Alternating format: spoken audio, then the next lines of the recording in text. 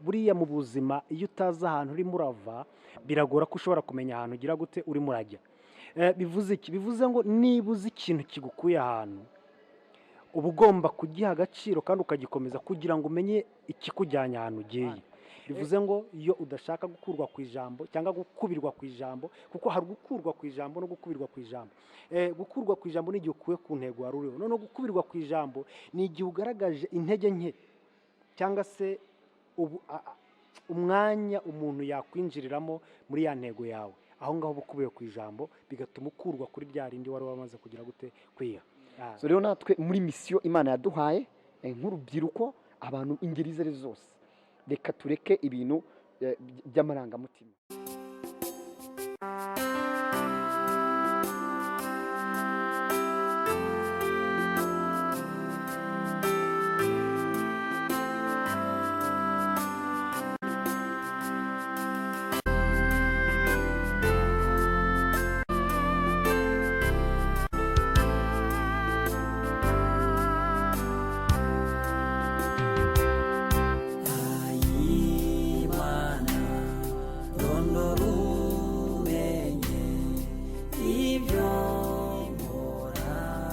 Turaho neza, twongeye kubasuhuza nk'uko bisanzwe. Nitwa Ntamugabo Ishimwe César, nk'uko tubategura ikiganiro kuri True Line. Nongeye kubabwira yuko twagarutse kubagezaho insanganyamatsiko n'umunsi turi buganireho ni insanganyamatsiko ivuga gukubirwa ku ijambo. Ntabwo rero njyewe ndi njyenyine, ntabwo naje njyenyine, mfite mugenzi wanjye natumiye kugira ngo amfashe neza kumva iryo jambo, gukubirwa ku ijambo. Kubirwa ku ijambo nk'uko bisanzwe ni ikintu abantu, urubyiruko, abamama, abantu benshi bakunda kwisangamo bagakubirwa ku ijambo. Rero reka ntatinze n'abatindiye mbahe uwo mutumirwa natumiye amfashe neza gusobanukirwa, amfashe gusesengura iryo jambo ngo gukubirwa ku ijambo. Nongeye kugusuhuza. Amakuru ni meza. Amazina yanjye ni Nsengiyumva Ernest, nkaba ndi umukristo, nizera Imana, nizera Kristo, nizera Umwuka Wera. Mbashimiye kuba mwantumiye muri iki kiganiro cya True Line, kandi nishimiye insanganyamatsiko mwateguye kuko ni insanganyamatsiko yari ikenewe. Mu gihe nk'iki turimo ni igihe abantu benshi batajya bicara ngo batekereze ibintu by'ubwenge nk'ibyo ngibyo kandi birimo gusesengura kuri hejuru, kuko abantu dushaka kujyana n'ibigezweho ariko ntitwite ku bintu nk'ibyo ngibyo biba ari ingenzi. Ni ijambo rikomeye nk'uko wabivuze kandi ry'ingenzi, niyo mpamvu dufite byinshi byo kuganiraho nk'uko muri buze kubyifuza kandi n'abadukurikiye babyifuza. Murakoze. Murumva ko nabateguriye insanganyamatsiko ikomeye kandi insanganyamatsiko ikunda kugira ingaruka ku buzima bw'abantu bwa buri munsi cyane. Umuntu Imana imuha icyerekezo cyangwa se ikamuha misiyo, ariko noneho ugasanga muri ya misiyo akubiye ku ijambo. So ntatinze rero ndatekereza ko reka mbabwire nk'ahantu gato nk'icyanditswe turi bugendereho kugira ngo twifashishe kumenya n'iki Imana yavuze kuri iryo jambo ngo gukubirwa ku ijambo. Hari nk'ijambo tubona mu bami, mu bami ba mbere ibice 20:33, iryo jambo rivuga ngo abo bagabo baramwitegereza bihutira kumukubira kuri iryo jambo, baravuga bati bese Benihadadi ni mwene so koko. Iryo ni ijambo nashatse ko tuza kuvugiraho, kugarukaho tureba ni gute umuntu akubirwa ku ijambo. Nsengiyumva Ernest nagutumiye kugira ngo umfashe kumva neza. Ese iki ni ikibazo gikunda kuba mu bantu mu buzima bwa buri munsi, ugasanga umuntu ahawe misiyo ariko amarangamutima cyangwa ibiki badufasha kumva neza ni gute umuntu akubirwa ku ijambo, ni gute umuntu ahabwa misiyo yo kugana ahantu ariko ugasanga akubiwe ku ijambo. Tujya tubibona, hari abakobwa bakubirwa ku ijambo ejo ugasanga bahuye n'ibibazo babyaye, abasore bakubiwe ku ijambo ejo ugasanga bahuye n'ibibazo, abapapa. Ni ukuvuga ngo ni ijambo uri dufashe kutwereka neza. Ese kuki ahangaha Benihadadi bagerageje gutekereza ko bakubira ku ijambo umwami Ahabu? Urumva ibyanga byakunda gukubirwa ku ijambo ni ikintu Imana yari yarebye, ibona ko abantu benshi bagaragaza ibintu bitari byiza, ugasanga bakubiye kuri iryo jambo. Radufasha gusobanukirwa neza. Urakoze cyane Ishimwe. Iri jambo ni ijambo ry'ingenzi kandi ry'agaciro gakomeye. Iyo urebye umutwe w'ijambo wa kiriya gice uvuga ukuntu uyu mwami Ahabu yari afite misiyo yo kurimbura uriya mugabo Beni Hadadi, ariko mu cyimbo cy'uko yakamurimbuye ahubwo bahita bahindukira bagira bate, baracudika. Bivuze ngo hari igihe kimwe na kimwe Imana ijya ihagurutsa umuntu ikamuhagurukiriza kugira ngo agire misiyo runaka ajya gukora, cyangwa se agire ikintu runaka akora kugira ngo abe yahindura ubuzima bwa benshi, cyangwa se agire ibyo afasha sosiyete, cyangwa se afasha itorero, cyangwa se afasha igihugu. Noneho muri bya bindi yakabaye ajya gukora akagira ikintu gisa nk'amarangamutima. Iyo agize cya kintu gisa nk'amarangamutima, hari ukuntu sosiyete cyangwa se icyo turwana nacyo nk'abakristo, kuko tuba turi mu ntambara nk'uko Pawulo yabyanditse neza, aravuga ngo tukiri mu isi turacyafasha ibihe mu ntambara. Bakaza cyangwa se uwo mwanzi wacu cyangwa sosiyete, iyo mvuze sosiyete ni rwa rukomatane rw'ibibi n'ibyiza tubamo, bakagufatirana muri za ntege nke zawe, cyangwa se muri rya jambo nk'uko riri ngo bakagukubira mu ijambo. Kugukubira mu ijambo ni uburyo bugari baba bakubiye mu kintu gisa nk'aho cyumvikana cyangwa gito mu ijambo rya Kinyarwanda, ariko iyo bavuze ngo kugukubira mu ijambo ntabwo ari ibyo wavuze gusa, hari n'ibyo ushobora kugaragaza, uburyo wifashe, uburyo wagaragaye, uburyo warebye, umuntu akagufatirana muri iyo sansi, yarangiza akagira uburyo ahindura intego yawe. Urumva uyu mugabo Beni Hadadi yari yamaze gutsindwa, inshingano za Ahabu ari ukumumaraho we n'ibye byose, ariko arangije atuma abagaragu be kugira ngo baze. Iyo ukurikiranye hejuru gato ya 33 hariya aho haravuga ngo nuko abo bagabo baraza baramubwira ngo twumvishe ko abami ba Isirayeli ngo bagire umutima w'imbabazi. Baramwitegereza, baramureba, baramubwira ngo twumvishe ko bagira umutima w'imbabazi. Bakivuga iryo jambo arahonga mu mutima we, yumva bamurasha ahantu. Hari n'ahandi hantu ngira ngo twumve neza, hari n'ahandi hantu Bibiliya ivuga neza cyane, iravuga ngo baramwitegereza. Baramwitegereza ni ukuvuga ngo baramusomye, ngira ngo niko twayivuga hari ngo baramusomye, ngo bihutira ngo uwo mwanya bihutira kumukubira ku ijambo.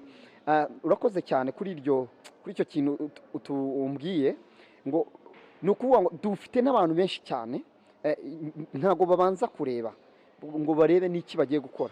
Inshuro nyinshi ugasanga no mu kazi hehe umuntu yahawe misiyo n'Imana, ariko ntacunga neza, ntamenya neza uko agomba kurinda, ugasanga umuntu amukubiye ku ijambo.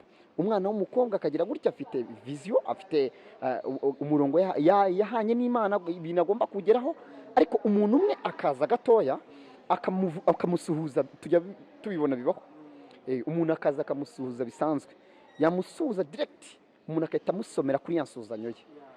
Hanyuma icyo nagira ngo utubwire nanone, iyo urebye muri kiriya gice njye cyarantangaje cyane, usanga bitangira Imana isa nk'iha Ahabu misiyo yagombaga gukora, Ahabu agaferinga ko yakubiye mu ijambo, ariko ntangazwa no kubona nyuma birakaza Imana, bigatuma Imana ivuga ngo ndakuvumye. Ese Ernest, nagize amatsiko ndibaza ngo kuba Imana iguhaye misiyo ntuyigereho, bikagaragara ko wagizemo ubwenge buke cyane, bishobora gutuma Imana ifata umwanzuro ikakuvuma. Ntabwo Imana mu by'ukuri ishobora gufata umwanzuro ngo ikuvume kubera ibyo watandukiriyeho. None kuki yavumye Ahabu?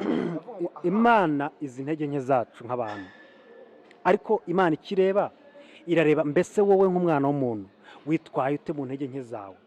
Tuzi urugero rufatika rw'umugabo bita Dawidi.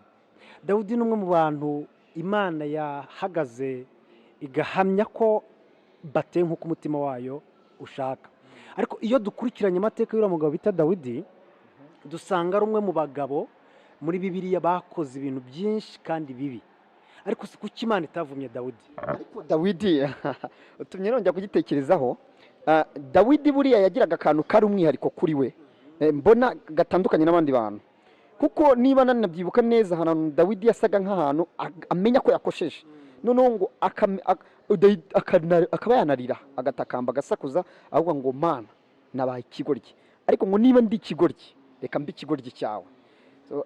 Njye numva ko bitandukanye na Ahabu, kuko Ahabu hepfo gato iyo urebye uriya murongo, iyo Imana imaze kubona ko Ahabu koko yemeye agakubirwa ku ijambo, Imana ihita ivuga ngo Ahabu ngo ndakuvumye. Ndagira ngo uduhe ishusho, ni gute Imana ibifata ibyo bintu. Ishusho nk'uko bivuze, uravuze ngo dawidi yakoraga ikosa akongera agasubiza amaso inyuma akabona ko yakoze ikosa. Nongeye kubihuza n'undi mugabo wari wamubanjirije mu bami ba Isirayeli bitaga Sawuli, nkongera nkamuhuza na Ahabu. uwo nguwo ni bamwe mu ngero zifatika nahita nguha zitandukanye n'uriya mugabo Dawidi. Mu by'ukuri Dawidi unakoze isesengura n'igenzura ushobora gusanga Dawidi yarakoze ibyaha bishobora kuba byaruta ibyo Sawuli yakoze cyangwa se wenda Ahabu, nubwo Dawidi atigeze aramya ibigirwamana nk'uko Ahabu yagize gute yabiramije akanabishyira mu bwoko bwa Isirayeli. Ariko niki cyatumye Ahabu akora kiriya kintu? Mu by'ukuri witegereje ukareba yarakoze ikintu kizima, kumva yaragiriye umuntu imbabazi. Ariko se kwerekana imbabazi, Imana itagusabye ko werekana imbabazi, yagusabye ko ukora icyo ishaka gukora. None wowe urahindukira ukora icyo ushaka gukora. None unagaragarijwe ko wakoze icyo Imana itashaka gukora, ntabwo wigeze uca bugufi ngo uvuge ngo Mana mbabarira nakosheje, ahubwo wumvishe ko icyo wakoze aricyo cyagombaga gukorwa. Ikintu rero Samweli yigeze kubibwira Sawuli, aramubwira ngo buriya kumvira biruta ibitambo. Yo Ahabu aza kumva ko yakosheje, agahereza uyu mugabo amahirwe yo kubaho kandi Imana itari ko yabishakaga, agaca bugufi akavuga ati Mana mbabarira.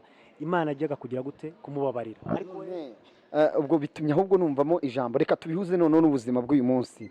Ni ukuvuga ngo ikigoye ku muntu cyangwa se ikitumvikana ku Mana ni igihe ihaye umuntu misiyo. None igihe imuhaye misiyo wa muntu akagaruka agakora ibiri mu bushake bwe, icyo gihe ndumva biba bitameze neza. None tubihuje no mu bihe turimo, usanga abantu benshi, nimba navuga ngo bagwa mu nzira, niba navuga ngo bagwa mu butayu, bisobanuye ko abo bantu inshuro nyinshi usanga abantu bakubirwa ku ijambo. Uzasanga, natanga nk'urugero, umuntu ashobora kubona akazi, yabona akazi ubwo yahawe misiyo, ariko mu gihe gito cyane ugasanga ashutswe cyangwa se akubiwe ku ijambo n'undi muntu.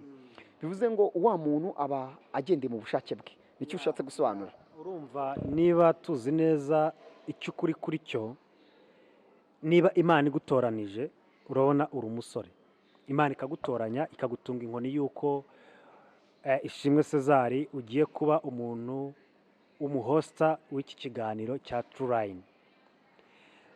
Igutoranije kugira ngo abantu bumve ukuri, bamenye ko ari umurongo bagomba kumviraho ukuri koko nk'uko biri. Nuramuka ufashe wa murongo wo kumvirwaho ukuri, ugatangira kuzanamo ibyawe n'amarangamutima yawe, mu by'ukuri ntabwo uzaba ukiri mu bushake bw'Imana. Niba Imana yaratoranije Ahabu nk'uko twahoze dushingiraho, ikamubwira ngo Ahabu nguhaye ubwoko bwanjye ngo ubuyobore, kandi nzi umwanzi w'ubwoko bwanjye, ndamukugabije ngo ugende umutsinde, kandi n'umutsinda ntugire ikintu na kimwe usiga inyuma.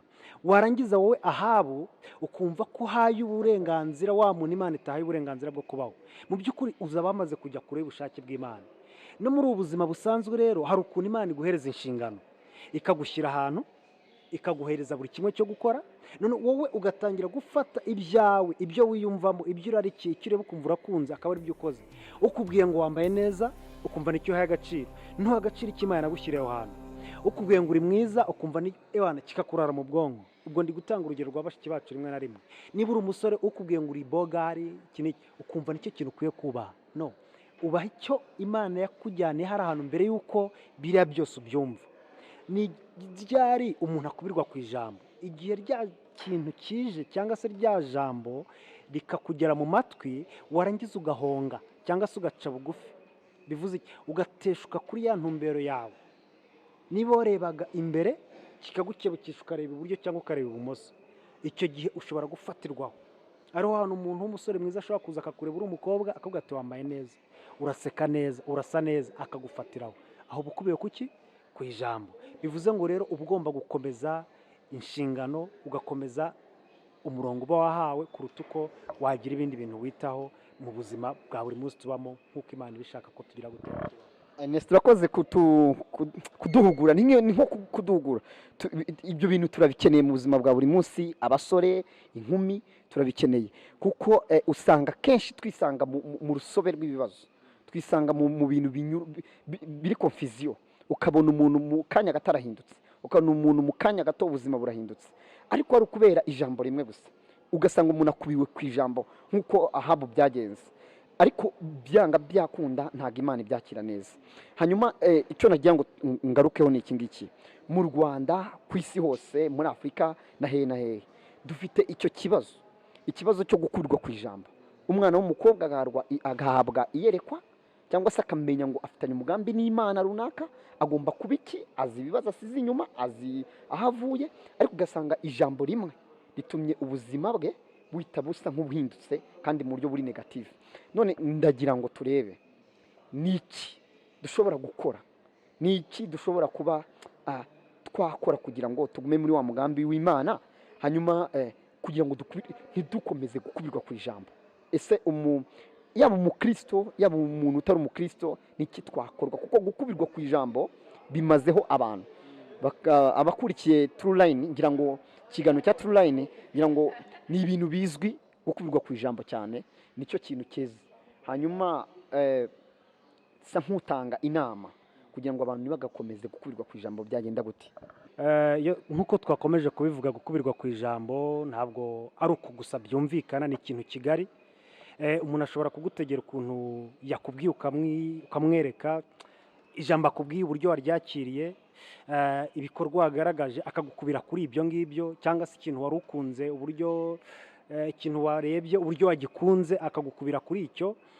Ariko niba tubizi neza nk'Abanyarwanda, hari ikintu Umunyarwanda yavuze kandi aragikomeza, aravuga ngo buriya mu buzima iyo utazi ahantu urimo urava, biragora ko ushobora kumenya ahantu ugira gute urimo urajya.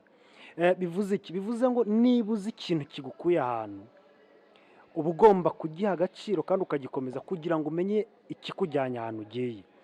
Iyo ugiye mu nzira rero umeze nk'utazi ibyo urimo n'utazi icyo uriho, nibwo uzagenda icyo uhuye nacyo cyose kikagusitaza, bigatuma intego wari ufite cyangwa se bigatuma misiyo wari ufite, kuko buriya tutaretse n'Imana, reka tuvuge dutyo, tugira misiyo. Ushobora kugira misiyo y'umuryango bitewe n'ubuzima wasanzemo umuryango wawe, ukaba ufite misiyo yo kugomba kubakura muri ubwo buzima. Ushobora kugira misiyo yawe ku giti cyawe bitewe n'ubuzima wisanzemo ko ugomba kubuhindura.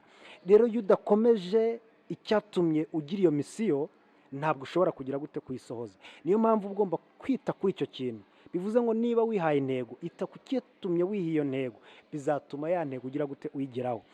Iteka uzirikane ko mu nzira uzahura n'ibishaka kugukura kuri ya ntego yawe.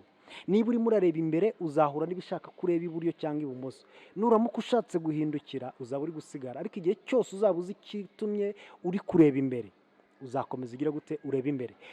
Twatanga urugero rutoya, ndimo wenda sinzi niba musoza, ariko ngiye ndumva ari rwo nasorezaho, rw'umugabo bita Elisa. Elisa igihe Eliya yamukurwagaho, yaramubwiye ngo nuntumbira ubwo ndi bube ngukurwaho ibyo uri unsabye. Yari yamusabye 1/2 cy'imbaraga ze, ariko ngo yaramutumbire ngo haza umuyaga, haza buri kimwe, ariko ntibyigeze bituma Elisa akura amaso kuri Eliya, kuko yari afite intego, yari afite misiyo yamaze kwiha yuko agomba guhabwa 1/2 cy'imbaraga za Eliya. Aramutumbira, serwakira iraza imuhuma amaso, ibintu bikomeye bimubera mu maso, ariko arakomeza aramutumbira, ntiyahumbya ntiyahuma ntiyareba ku ruhande. Bivuze ngo iyo udashaka gukurwa ku ijambo cyangwa gukubirwa ku ijambo, kuko hari gukurwa ku ijambo no gukubirwa ku ijambo. Gukurwa ku ijambo ni igihe ukuwe ku ntego wari uriho. Noneho gukubirwa ku ijambo ni igihe ugaragaje intege nke cyangwa se umwanya umuntu yakwinjiriramo muri ya ntego yawe. Aho ngaho bukubiye ku ijambo, bigatuma ukurwa kuri bya rindi wari wamaze kugira gute kwiha. Ndumva ruko nabyumva kandi nabibi. Ernest, murakoze cyane kabisa. Ngira ngo abakurikiye kuri True Line nabo banyuzwe cyane. Ibyo ari byose insanganyamatsiko yacu yumvikanye, gukurwa ku ijambo. Rero reka tureke amarangamutima cyangwa tureke n'ibindi bintu, ama emotion. Hari umuntu w'umusitari hano mu Rwanda nashatse kuvuga, niwe uherutse gushyira akantu kuri stat karanzetsa, aravuga ngo igihe cyose inshingano iyo zije ngo amarangamutima aba excluded cyangwa se yigizwayo, icyo gihe ntabwo aba agikora. So rero natwe muri misiyo Imana yaduhaye nk'urubyiruko, abantu ingeri izo ari zose, reka tureke ibintu by'amarangamutima, ahubwo tumenye misiyo yacu. Ndabashimira rero ko mwabanye natwe kandi mukakomeza kudukurikirana kuri True Line. Ikintu tubasaba, nta kindi tubasaba, dufite ibintu byinshi, ibiganiro byinshi, dufite abatumirwa benshi tuzabagezaho kandi bakagerageza kugira ikintu bahindura ku mibereho cyangwa ku ntego zacu, ku byo dushaka kugeramo. Icyo tubasaba ntabwo ari amafaranga, nta kindi. Kora subscribe kuri iki kiganiro cyangwa se ahangaha kuri iyi channel ya Trueline, usharinge kuko dukeneye kwiga kandi tugahinduka. Ernest, ndagushimira kandi ndagushimira ko no kuri witabiriye ubutumire bwacu. Nizere ko n'ubutaha tuzakugukenera, turumva ufite byinshi byo kutubwira. Ijambo ry'Imana hari abantu benshi bayoborwa n'amarangamutima yabo. Abantu benshi ntabwo bari agaciro, kandi ibintu byose Imana iravuga ngo ibintu byose byarimwe n'ijambo ryayo. So ni ukuvuga ngo rero n'ibihindura ubuzima bw'abantu biva mu ijambo ryayo. Isi rero irarimbutse, ariko ni twebwe tugomba kuyubaka. Turagushimira rero ko witabiriye ubutumire bwacu. Murakoze cyane. Nanjye ndabashimira iki kiganiro Trueline, kandi ndashima Imana ku bwacyo. Ikindi gihe cyose mwankenerera mwambona, kuko abantu dukeneye kumenya ukuri, kandi abantu dukeneye kugendera kuri kw'ijambo ry'Imana kuruta kugendera kuri kw'amarangamutima y'abantu. Murakoze cyane.